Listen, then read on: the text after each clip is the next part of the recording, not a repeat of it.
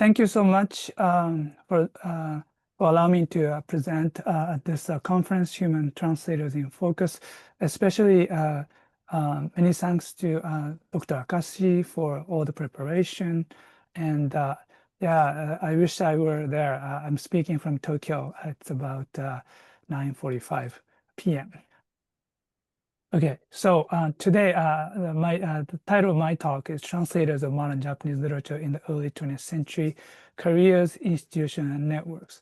And I've been interested in a kind of historical, literary historical understanding of Japanese literature in translation, especially in the early 20th century.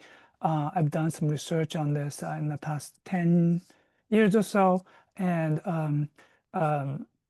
so I'd like to talk about some of the overview of my larger project, but also in particular, I'd like to talk about a specific case study of Gregg Sinclair, who participated in a translation of Futabatei Shimei's Sono Omokage as adopted husband, or other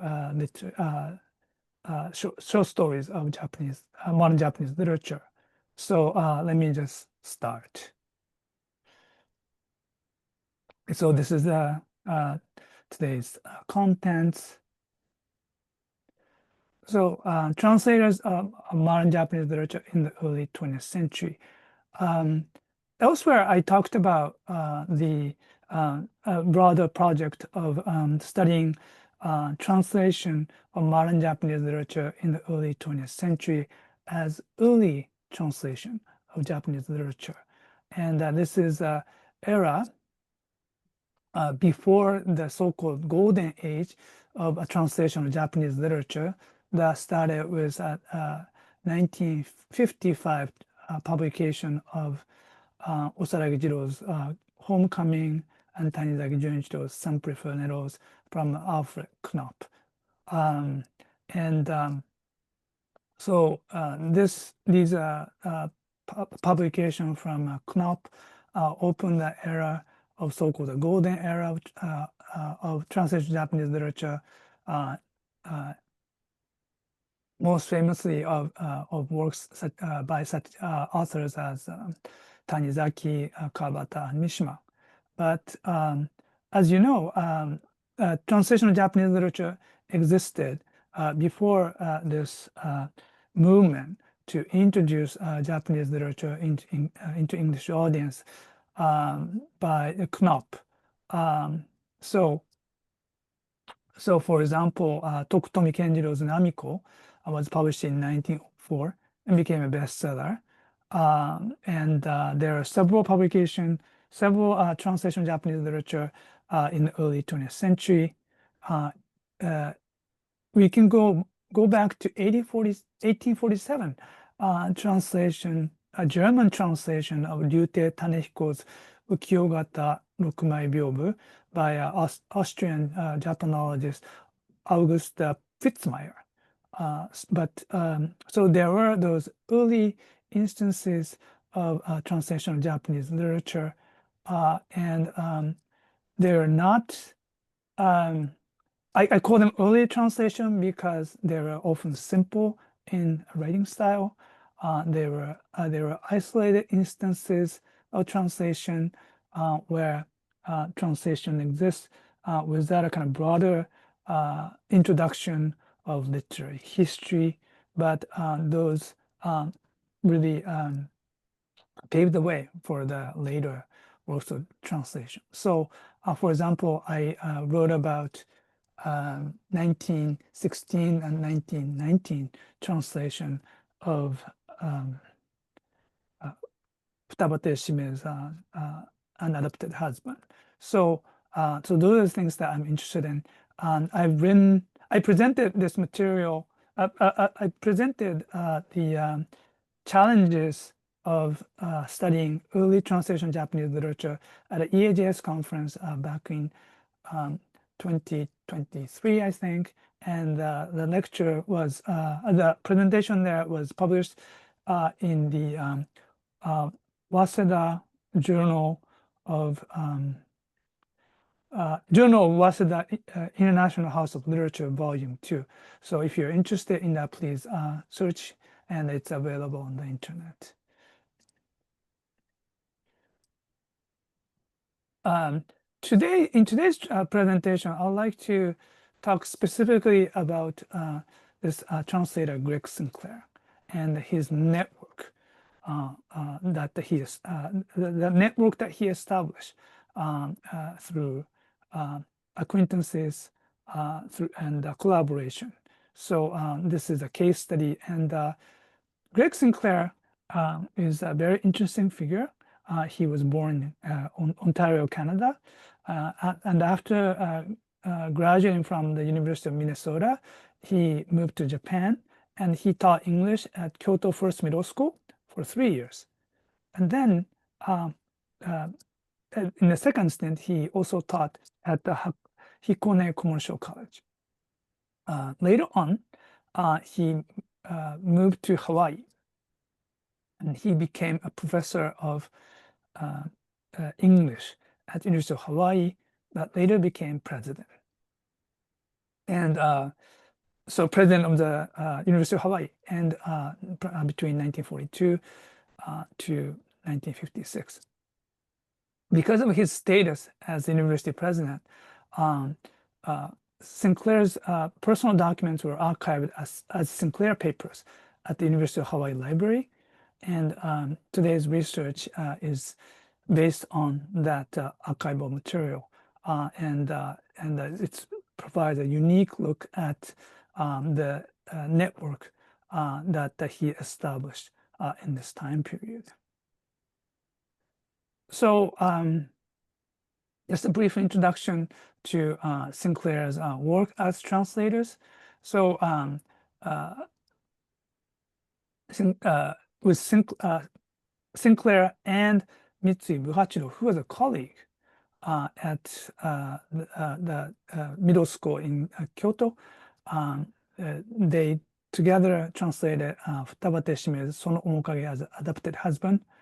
This was initially published in Tokyo by Eigo Kenkyusha, 1916. But when Sinclair moved to the United States, he brought a copy of the Eigo Kenkyusha edition and brought it to Alfred Knopf. And based on that Tokyo Eigo Kenkyusha edition, they made a US edition and published it in 1919. Sinclair was also a co-translator of a collection included in the book entitled Tokyo People, 1925, and the collaborator there is Suita Kazo. And this includes 3 stories, and one of them is a famous story by Mori Ogai, Kanoyoni, or As If. And in a recent collection of Mori Ogai's stories, Sinclair and Suita's translation of As If was included. So it's their translation that you're reading. So Sinclair and Mitsui were colleagues at Kyoto First Middle School, and so he got to know Mitsui and collaborated, and from old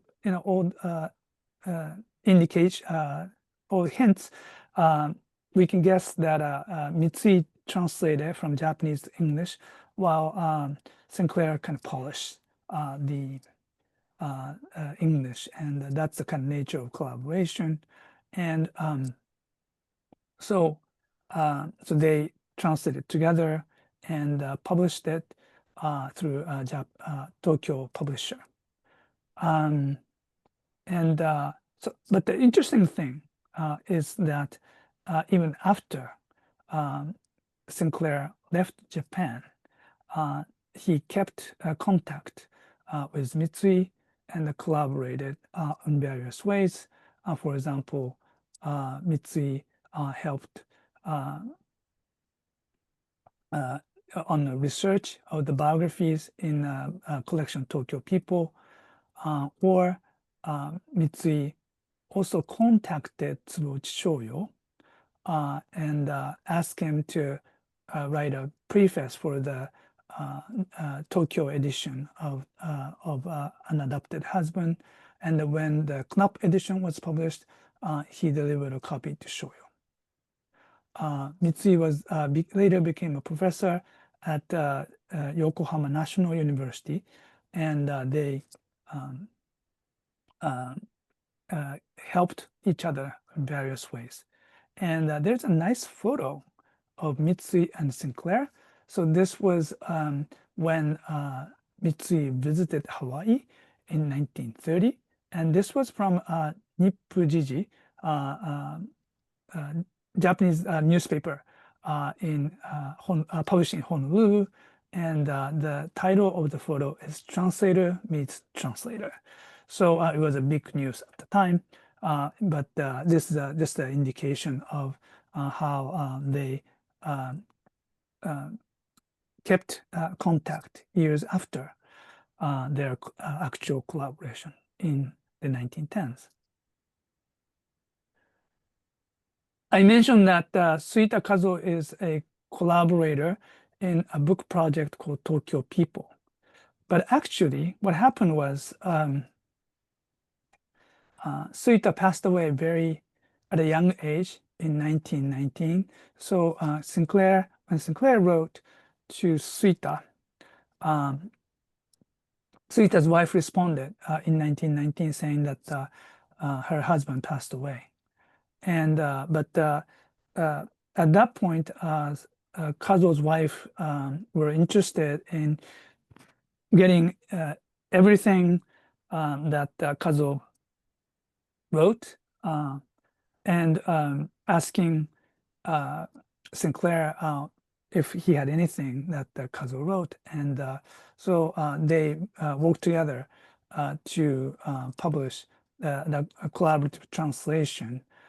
They worked together, and that materialized into this book, Tokyo People, published in 1925. And actually, Sinclair papers included Sinclair's correspondences with Suita Kazuo's wife. So we can get a sense of the collaboration.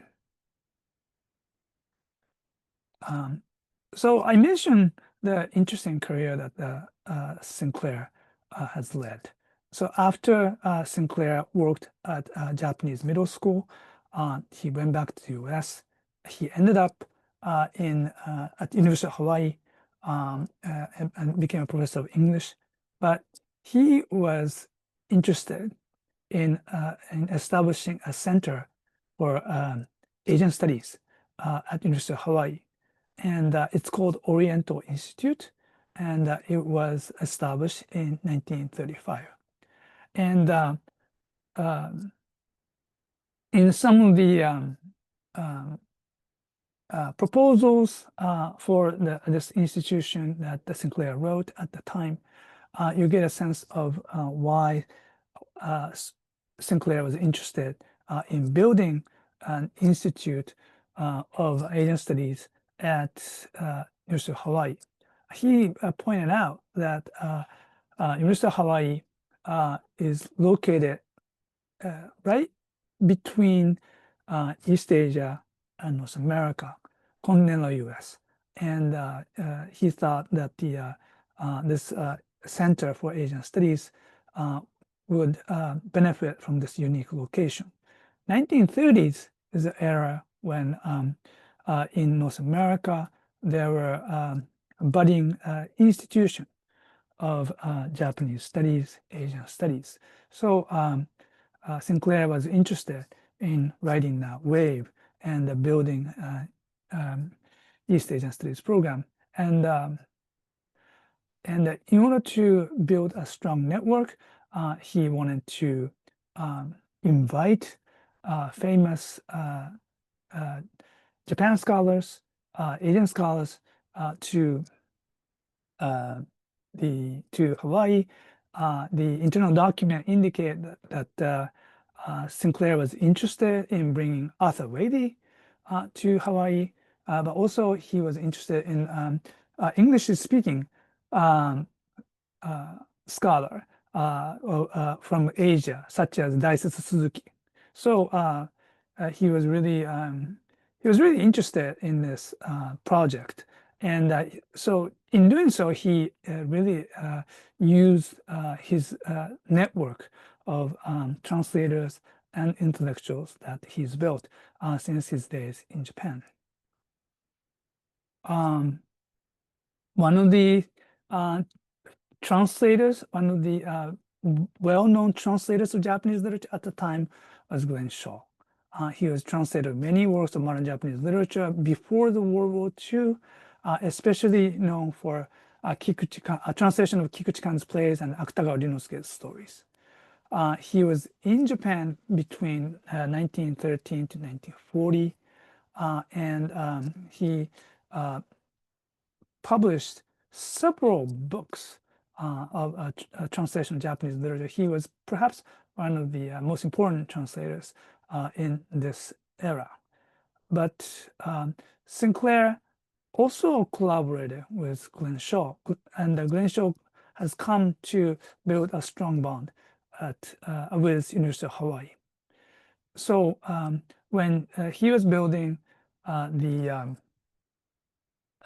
Oriental Institute, Sinclair corresponded with Glenn Shaw, and also when Glenn Shaw translated plays from Japanese, the play was performed at the theater at University of Hawaii before it was published. So student theater at University of Hawaii was able to get advanced translation from Glenn Shaw. So Glenn Shaw was doing favors to Sinclair, but when Shaw was moving from Japan to Colorado, just before the outbreak of the Pacific War,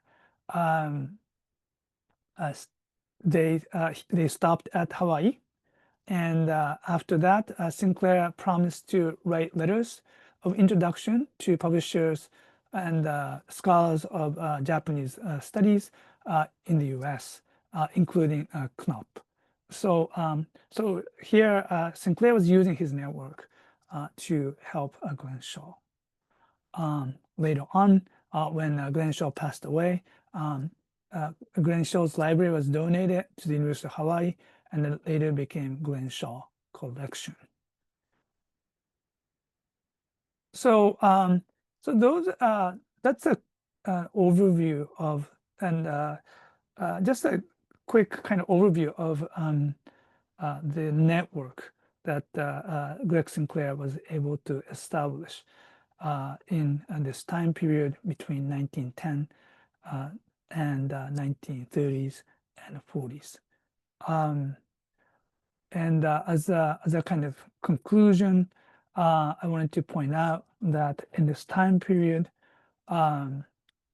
translation of Japanese literature was made possible by an expansive network of bilingual professionals.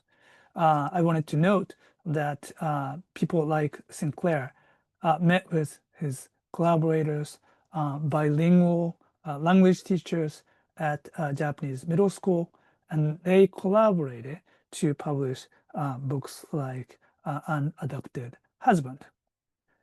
After Sinclair left Japan, he kept contact with his collaborators and his network of translators through writing letters, and also the things like travel by sea, especially involving Hawaii and East Asia and North America, and also circulation of books. Those material conditions shaped the establishment of network of translators in the early 20th century. And it's really interesting in the case of Gregg Sinclair, he was very much interested in building nascent institution of Asian studies. And also, he was helping other translators. He sought collaborators for the purpose of promoting Japanese literature and introducing Japanese literature in translation. So when there are fewer people working on translation of Japanese literature, establishing those networks were really important. So those are my tentative conclusion, but I really want to emphasize that the valuable work of these early translators that made possible the few but important translation of Japanese literature in the early 20th century. Thank you very much, and I'll be happy to try to answer your questions.